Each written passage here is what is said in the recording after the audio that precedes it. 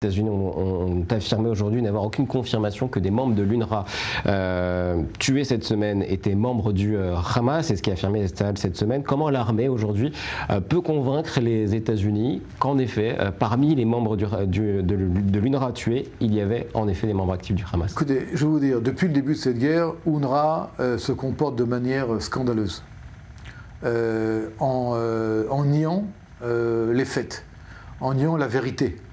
Et les listes de gens qui ont participé directement au massacre du 7 octobre, ça met du temps pour qu'il y ait une enquête également interne au sein de l'UNRWA, pour qu'il y ait ensuite des gens qui sont licenciés. Vous savez, on licencie des tueurs ou des assassins. Il n'y a pas tellement d'émoi au sein de l'UNRWA. Là, on a éliminé plus d'une dizaine de terroristes du Hamas dans cette frappe, dans le centre de la bande de Gaza, à Nuseirat, et 3 des membres au moins sont des employés de l'UNRWA.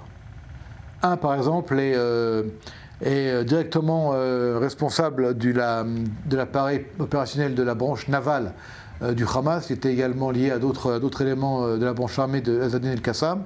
Il est employé du Hamas, de l'UNRWA. Et on a demandé à l'UNRWA des éléments de précision, puisqu'on leur a donné des questions par rapport à ces gens-là.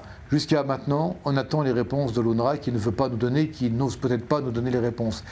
Nos alliés, nos amis, qu'ils soient américains ou européens, auront tous les éléments nécessaires pour voir qu'il y a malheureusement, et je vais peser mes mots, une contamination de l'UNRWA par le Hamas. Ce qui est étonnant, c'est que UNRWA devrait, depuis le début, déjà être au courant, comprendre, et même être conscient de cela. Or, à chaque fois, il y a comme une espèce de volonté de cacher, de nier.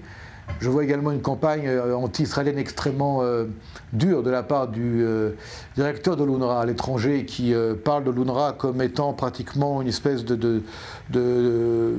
d'organisation presque paradisiaque, comme ça, en faisant totalement abstraction du mot Hamas. J'ai même lu aujourd'hui et hier les communiqués qui sortaient de l'ONU par rapport à cette frappe-là. Alors, on parle d'un cessez-le-feu, d'une volonté immédiate, on parle de la libération des otages, on accuse Israël, mais pas un mot qui mentionne le Hamas, comme s'il n'existait pas. Et ça, c'est quelque chose qui fait partie aujourd'hui de cette situation aberrante où des organisations et des organismes très importants n'osent pas ou ne veulent pas ou ont décidé qu'il y avait une situation comme ça qui est arrivée out of the blue et on accuse Israël sans raison.